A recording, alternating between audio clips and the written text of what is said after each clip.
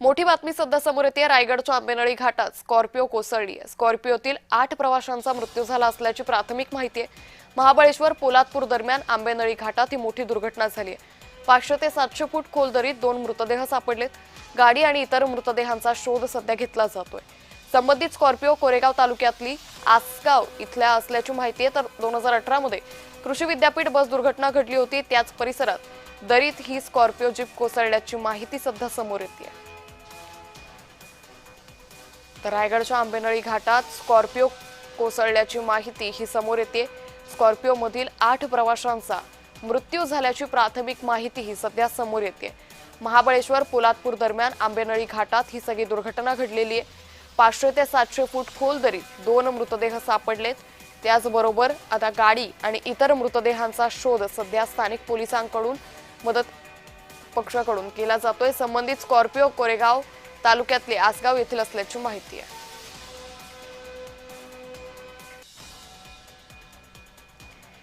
तर रायगडच्या आंबेनळी घाटात ही स्कॉर्पिओ कोसळल्याची माहिती सध्या समोर आलेली आहे। तर या ठिकाणी मदत कार्य सध्या राबवलं जातंय। मात्र या सगळ्या दुर्घटनेत 8 प्रवाशांचा मृत्यू झाल्याची प्राथमिक माहिती ही समोर येते। महाबळेश्वर पोलादपूर दरम्यान आंबेनळी घाटात ही मोठी दुर्घटना झालेली आहे। 500 ते 700 फूट खोल दरीत 2 मृतदेह सापडल्याची माहिती ही समोर येते। या संदर्भात अधिक माहिती घेऊयात आमचे प्रतिनिधी अजेश नाडकर यांच्याकडून। अजेश, ही स्कॉर्पिओ आंबेनळी घाटात कोसळली, कशा पद्धतीने मदत कार्य राबवलं जातंय? खरं तर हा मोठा अपघात म्हणावा लागेल, कारण 2018ला देखील याच ठिकाणावरून जे आहे ती बस दरीत गेली होती आणि अनेक जणांचा मृत्यू जो आहे तो या ठिकाणी झाला होता आणि याच घटनेची पुनरावृत्ती या ठिकाणी झालेली आहे। या ठिकाणी प्रवास करताना स्कॉर्पिओ जे आहेत ती 700 ते 800 फूट खोल दरीत गेलेली आहे। जी प्राथमिक माहिती मिळत आहे त्याच्यात जे सर्व जे प्रवासी आहेत, प्रवास करणारे स्कॉर्पिओ, त्यांचा या ठिकाणी मृत्यू झाल्याची प्राथमिक माहिती आहे।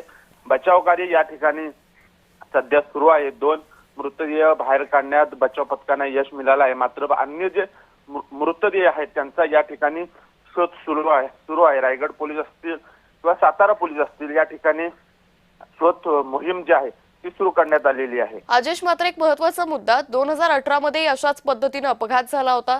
त्यानंतर स्थानिक प्रशासनाकडून या सगळ्या संदर्भात काही उपाययोजना करण्यात आल्या नव्हत्या का?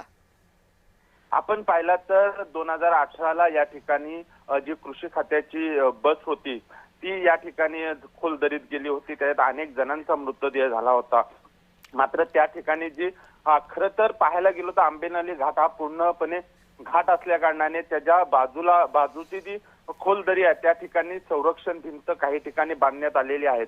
मात्र काही ठिकाणी अद्यापही बांधण्यात आले नाही आणि ते न बांधल्यामुळे अशा पद्धतीच्या ह्या ज्या दुर्घटना आहेत त्या सातत्याने त्या ठिकाणी होत असतात। आपण पाहिलं तर आज देखील एक स्कॉर्पिओ जी आहे ती खोल दरी 700 फूट गेलेली आहे आणि त्याच्यात सर्व प्रवासी जे प्रवास करणारे आहेत त्यांचा मृत्यू झाल्याची प्राथमिक माहिती आहे। आता शोध कार्य सध्या सुरू आहे। मात्र अशा घटना जर प्रशासनाकडून टाळायच्या असतील तर त्या ठिकाणी ठोस जी आहे ती भूमिका घेणं गरजेचं आहे, उपाययोजना करणं गरजेचं आहे।